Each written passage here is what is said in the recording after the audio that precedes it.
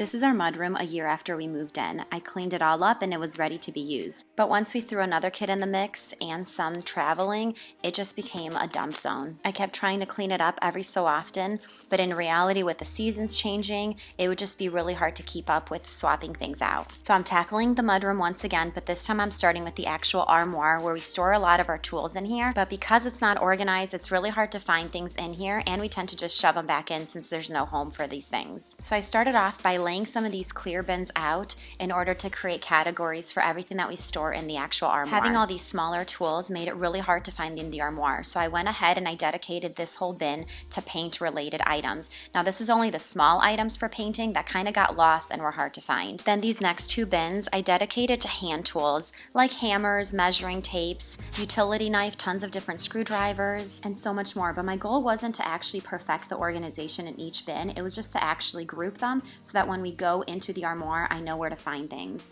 Then in the long run, I'll have to figure out which things I keep in the actual mudroom and which things will go in the garage. This section right here in the middle back, just my electrical things related to the socket or even extension cords that are smaller and we keep in the house. Back left bin is everything related to installing floors, and then the one right here in front are just some buckles and tape. And yet again, I'm faced with the same dilemma where I have a massive amount of buckles but have always felt the need to keep everything that came in huge quantity. I only ever needed a few of these, so I'm gonna go ahead and just hold on to 6 of them and get rid of the rest, because in reality I know that it'll be a lifetime until I use such a big bag. I'm also passing these along because we have a whole set of them, so we really don't need to. Now let me show you what I did with this toolbox. It actually was super affordable. I think it's from IKEA, and unfortunately it just didn't have enough compartments for my liking. So I'm gonna go ahead and actually add some compartments just so I could fit extra nails and screws in here. For me personally, it's just not worth investing in a new one. So I went ahead and grabbed a box that was made up of a sturdy cardboard, and I cut off exactly the amount that I needed so I can secure it in place and separate these two compartments. Once I measured it all out to size, I went ahead and just took a piece of tape,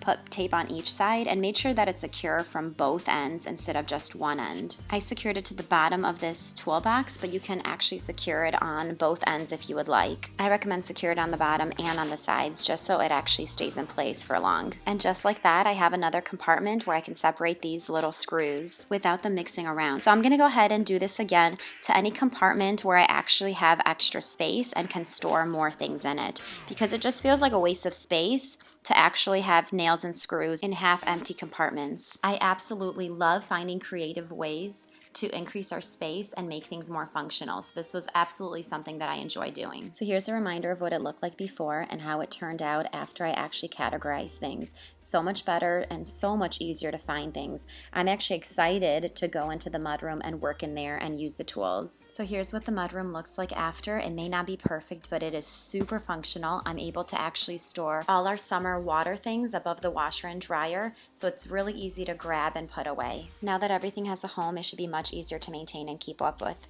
And I absolutely love the fact that I have this cleared up workspace where I could actually do all my DIY projects. And here are some of the extra things that we are passing along, tossing, or donating because we don't use them. And here's a total count of everything we've decluttered so far. Only 27 in this video, but we are so close to meeting our goal of 2021 items. Don't forget to subscribe and like, guys. I will see you all next week.